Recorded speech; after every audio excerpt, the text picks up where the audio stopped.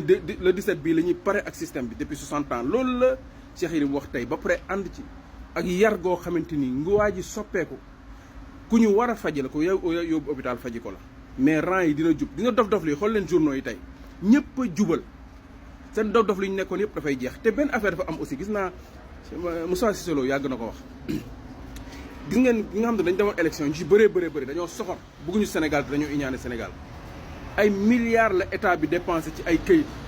dépensé ko ci élection yi RTS jël suñu essence ñun jox ko ay candidats yoo xam te ni mënuñoo feesal sax ab Jakarta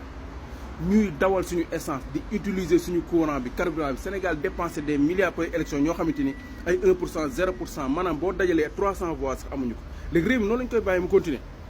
ñi nga xam te ne dañ demoon ci élection yëpp te amuñu yenn voix yi dañ leen war a sanctionner parce que bulletin yooyu noonu alal jooju noonu am na fenn fu mu xajoon ci sénégalais yi yow dem nga amoo ay voix doo nekk député